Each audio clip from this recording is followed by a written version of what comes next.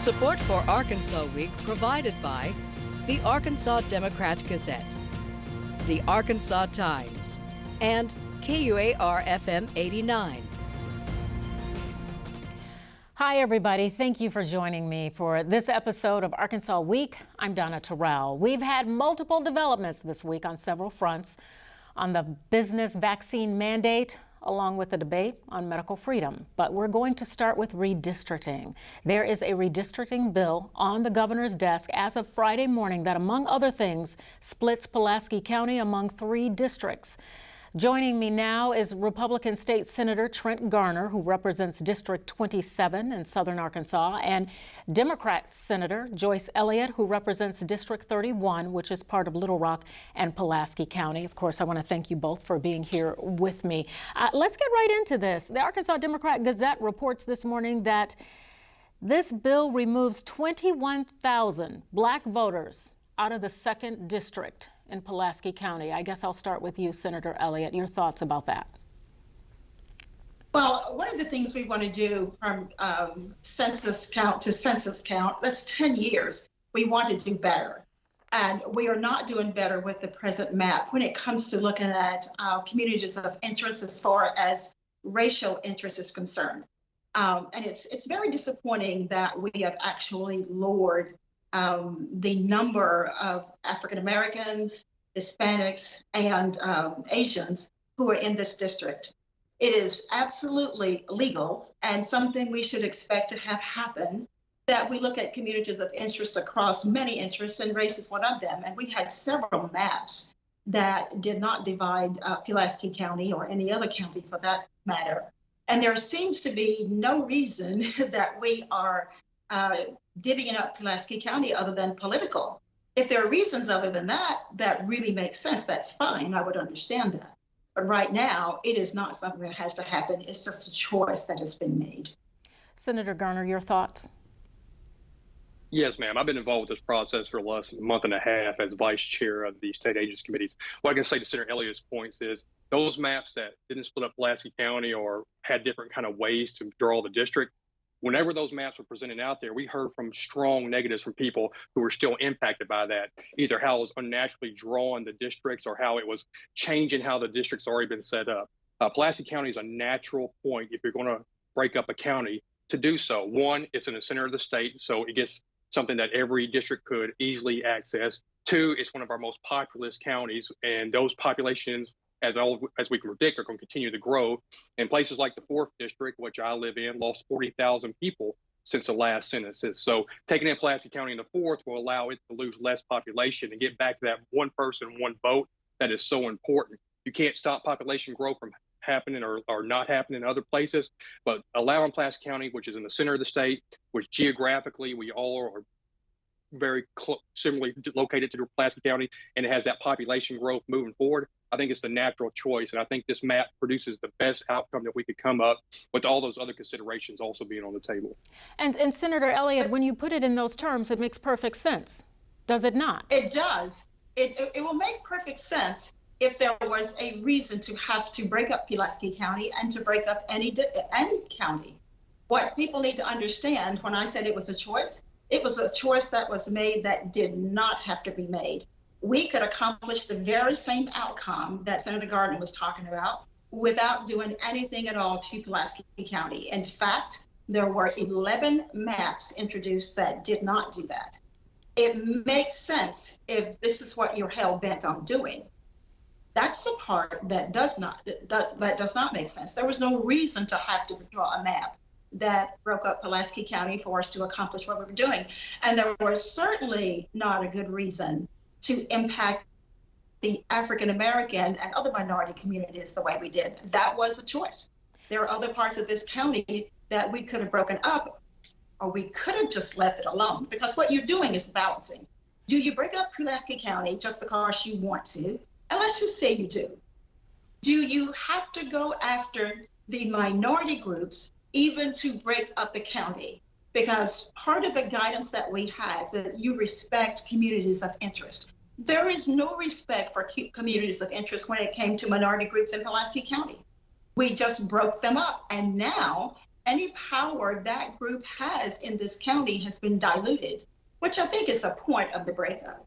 It's been heavily diluted. And you know, I read also, and I believe Senator Elliott, it was a quote from you that said this would prevent the state of Arkansas from ever sending a person of color, specifically Black person, to Congress. Senator Garner, do you agree with that? Absolutely not. I mean, look at the Republican Party, which is the dominant party right now. We have great candidates running statewide. We had people run for state rep and state senator last time were people of color. We encourage that, and I'd supported people who are people of color. The problem is we are a Republican state, heavily red, and that those people who are run haven't won yet. But there's nothing stopping any person from running any districts. Go back to Senator Elliott's point. If you look at the decision to break up Pulaski County, which I've explained in detail why I think that's important. When you do that, the only way you can reach the 4th district and the 1st district is if you come from the south or the east corner of Pulaski County. It's impossible to go around Saline and the others. So those communities weren't selected because of any kind of demographic issue. It was just geographically, in order to add them to the 4th and the 1st, you had to come from the south or the east, which is where those communities are located. I can tell you from my discussions with my colleagues, the issue of race does not come up whenever we're trying to divide these. It's what makes sense geographically, what makes sense moving forward, what keeps congressional. And I'll give you another counter to Senator Elliott's point, if I may, really quick. She talks about these 11 maps that did not split up counties. Those existed. The problem is when you put them out there, people would be very upset by some of the places they were moved. It would unnaturally change up the districts from what they are now to otherwise, shifting these whole communities out from one district to the other in a much broader scale. And we would hear from that map. For example, Senator Elliott had a map that took a large part of our African-American population and stuck it in one district. And I think, frankly, dilutes the other districts. I'm happy to live in the 4th district. I'm happy that we have people of color in this district and that can be represented and they have a voice. And I think that's good for the state whenever we have as many of our minority communities as possible within the legal bounds in those different districts. I think that's a smart choice, and I'm proud to be in a district with a diverse community here in the 4th district. Donna, I need to correct something because I was not the person who said there would never be a person elected. What I have brought to the attention of our colleagues is that Arkansas is the only one of the old Confederate states that has never elected a person of color to represent us in Washington. This does make it more difficult, I think, which I think is probably part of the point. And as far as the map that I had, the thing that I was doing was following the guidance and making sure that minority groups were put together to have more power, not diluting them so that they would not. If Senator Garner thinks that those 11 maps, none of them were good enough, there was never discussion in any way to suggest, here are the things that are wrong with this map, here's why we don't want them. They were discussed in a committee, but when it came to being serious about the maps that we were going to consider, not one of those maps was considered.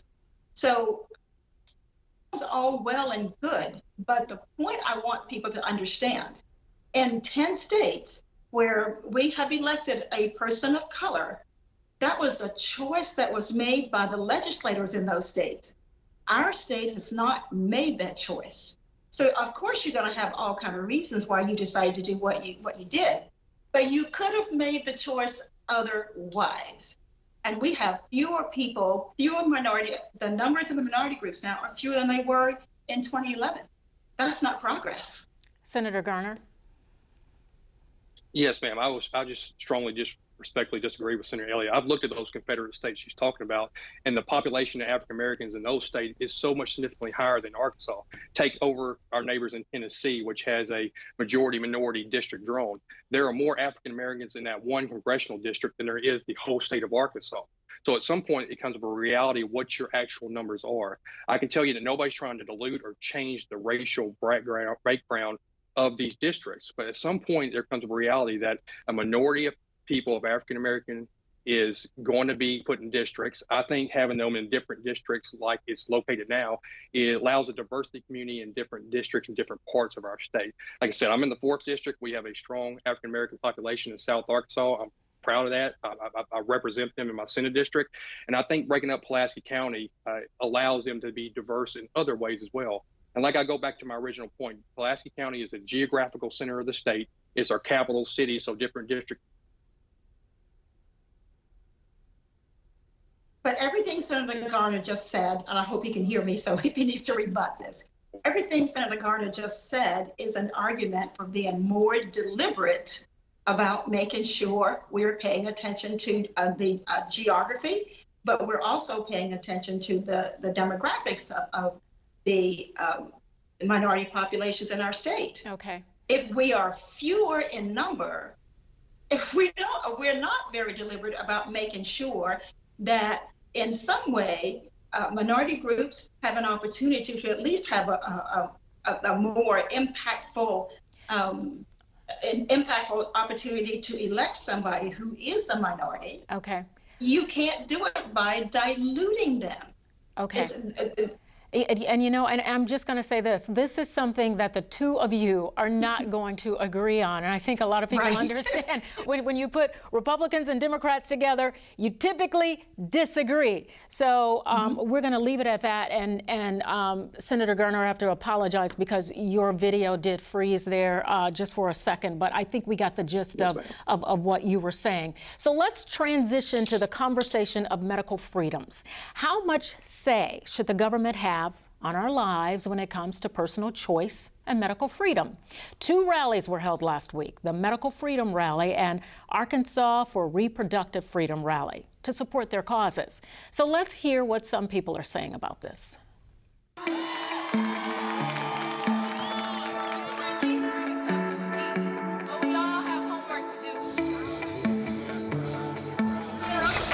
Know my side effects of my own medicine, and I do not want to take it. Seizures, for one, the myocarditis.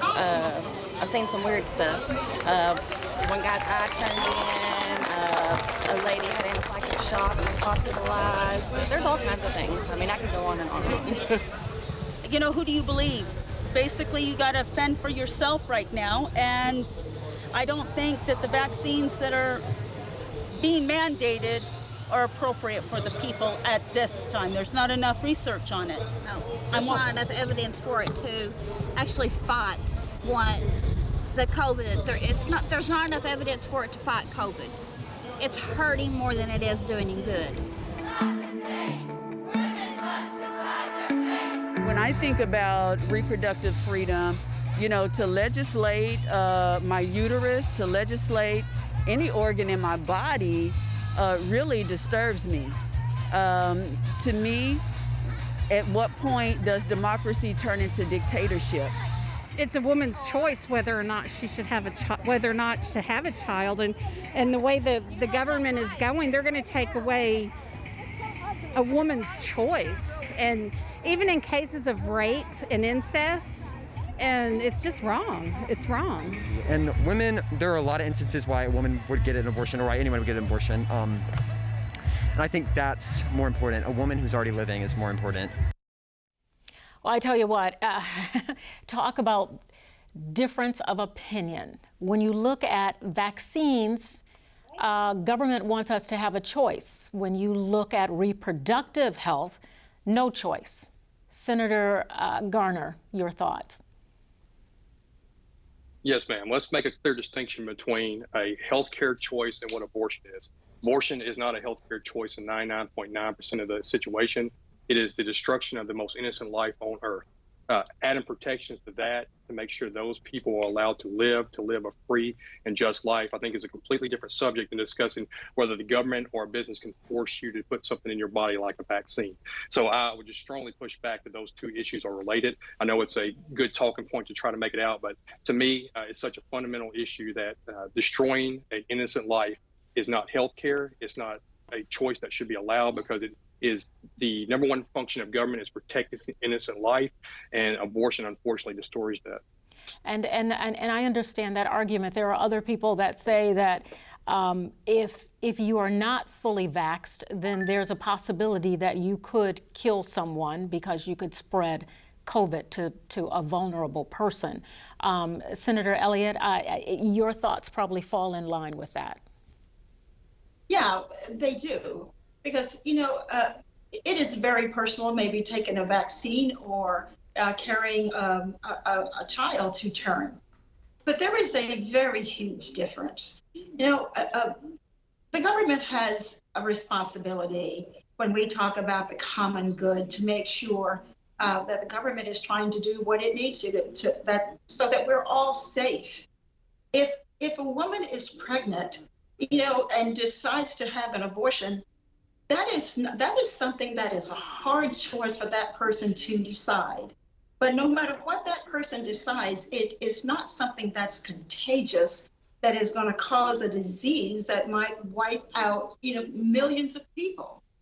Both of those choices, I would assume, are very, very difficult choices, because for a woman to have to make that decision and have the government decide, no, I know more about what should happen with your uterus, I know more about your circumstances, because the reasons somebody might have an abortion are very varied.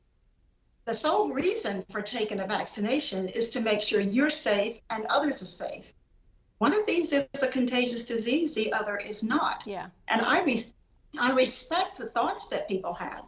But for years and years, we have been following laws for the common good. I don't get to drive as fast as I want to. I don't get to decide I'm just going to run through a stop sign because it's my personal right. You know, I didn't get to be a teacher, for example, without taking a tuberculosis test, just because I didn't want to take it, because it was for the common good of my students. And so it's difficult. And one of the things we have to face as legislators are difficult decisions and make distinctions in situations like this.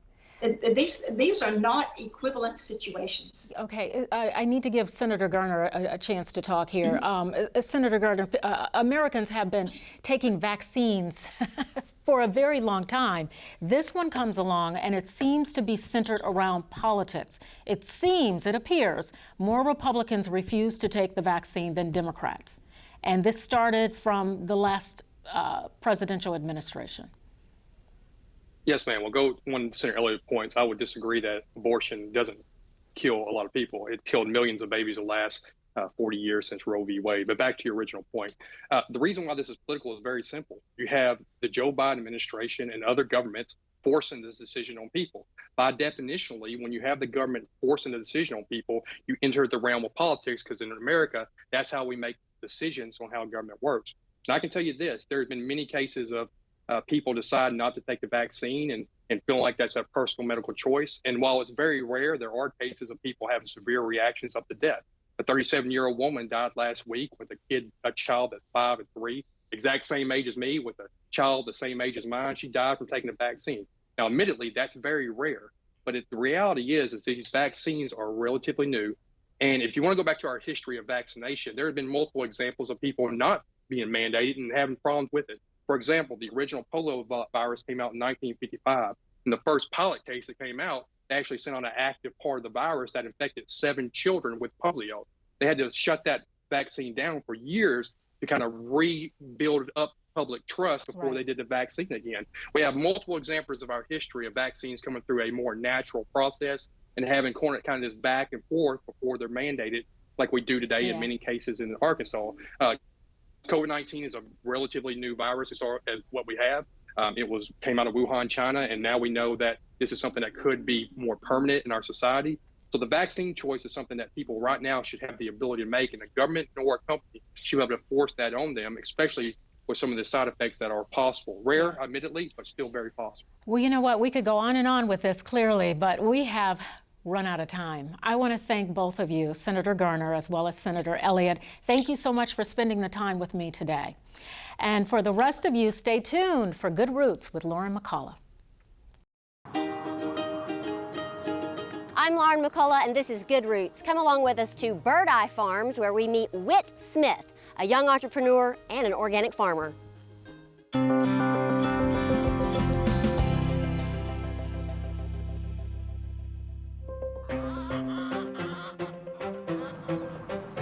Encouraging new and upcoming farmers can oftentimes be a challenge, but not here at Bird Eye Farms, where Whit Smith is carving his own path in the industry. And then get your foot right here. And then 3, 2, 1. Like down like that. It's like a balancing act. Okay. Yeah, it's kind of, it is take a little bit to get used to, but yeah. 3, 2, 1. Yep. My name's Whit Smith, and then we are at Bird Eye Farms, small farm in Bird Eye, Arkansas. I'm 16, almost 17. I started gardening about 12 or 11. I started getting into like market garden style farming when I was about 14. I grow all organically here, which that means for me like no pesticides, none of that junk, those chemicals, and it's like a holistic approach. You know, you can see I leave the grass kind of high just for the insects, just to have a place for them to live, which then attributes to just a greater ecosystem. This is part of being organic. Explain that to me. Because you want to get as much organic matter into the soil, create as healthy of an environment in the soil as possible. So this is sorghum, Sudan grass, and sun hemp, which the sun hemp's a nitrogen fixer, so a specific type of bacteria that infects the roots. And it essentially works with the plant to take nitrogen out of the air and basically put it in the ground to a form that the plants can use. I do a lot of greens, like lettuce and arugula, mixed greens, cucumbers, summer tomatoes, radishes, carrots, all that good stuff. Honestly, he gets up earlier than anybody in the whole house. We've got 3 kids total. He cares so much, he loves what he does. And I think when you find what you're meant to do and what you love to do, it's not work. I mean, it's your passion, and he's found his passion. So this is arugula. I have this insect netting to keep off insects in this shade cloth, just to keep the majority of the heat off, just because this insect netting kind of creates a little greenhouse effect in there. When did you plant these seeds? Those look very young. About a week ago. Okay. I direct seeded them, yep. And when will they be ready? 2.5 weeks, I'm gonna say. So Whit, why did you choose to grow organically? I like insects and I like all the little soil critters, and kind of like my way of kind of doing, even though it's a small meaningful positive impact on at least my community, leaving this land better than I found it. So what goes into organic?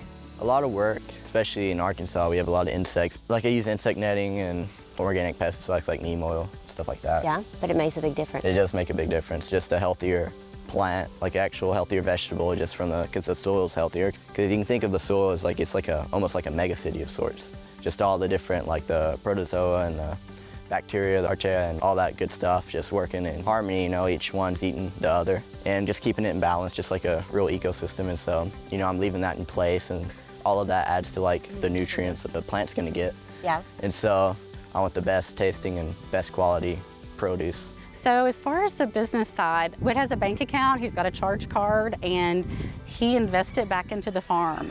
He's got a fantastic website, it's birdeyefarm.com, and he's got an online store that you can actually go in and shop. I mainly just sell through like community supported agriculture, so it's essentially like a weekly veggie box, like whatever is fresh on the farm. I have a farm stand, which I sell through that too.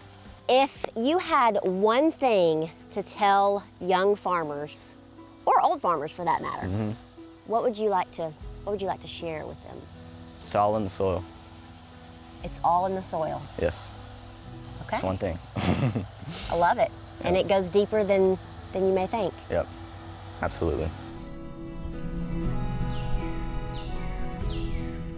The next time you're passing through Northeast Arkansas, stop by Bird Eye Farms and check out what Whit's got growing.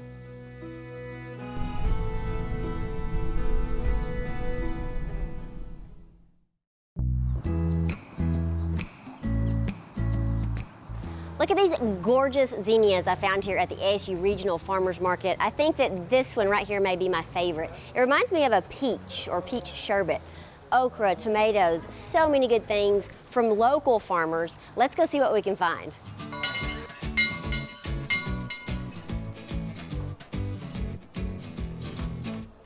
Tell us a little bit about your season and how things work around here. We're toward the end of the season, of the summer season, about to transition to a lot of our fall crops.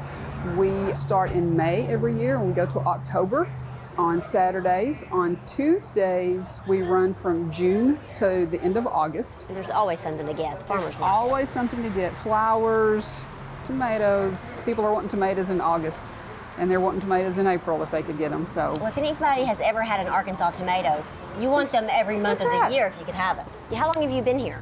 We started this market 15 years ago. A gentleman named Bob Young and I were kind of put together. Both of us had expressed desires to have farmers markets, because I grew up with my mother dragging me to farmers markets and just loved them. And I've always kind of wanted one here in Jonesboro, and the history has been, there's been some here for a little bit, and then they would move next month to another location. You couldn't find them, and so they never had a permanent location. So we kind of got several other people together very quickly and started this farmers market. And you have some exciting news coming this fall. We have received a $2.8 million donation from the Judd Hill Foundation, and we're going to have in the current gravel parking lot right now a new building. It'll not be quite this size, but it's an indoor-outdoor building, multi-purpose type building. We're hoping to break ground soon, this fall. Where do some of your farmers come from? We say that you can be within the state of Arkansas as long as it is your property, you're growing it, or if you're within 100 miles of Jonesboro. Okay. So that's why we have a lot of peach growers up around Campbell, Missouri. They're within that area, so we get a lot of good peaches from down through there. That is gold. That's better than anything you go buy at a store and say, come see us. Yeah, fresh peaches. I mean, I can't wait till middle of the summers, you know, so, oh, that fresh peach that you just bite into. And yep. Juice runs down your mouth. So. Yep, best way to eat it. That's right.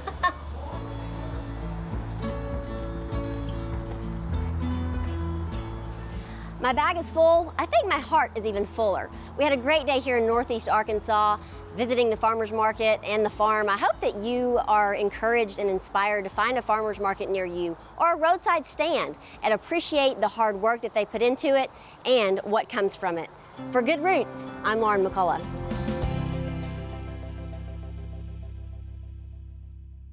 Major funding for Good Roots is provided by Arkansas Farm Bureau. Arkansas Farm Bureau, advocating the interests of Arkansas's largest industry for more than 80 years. Arkansas counts on agriculture. Agriculture counts on Farm Bureau. Thanks for joining us. We'll see you next week.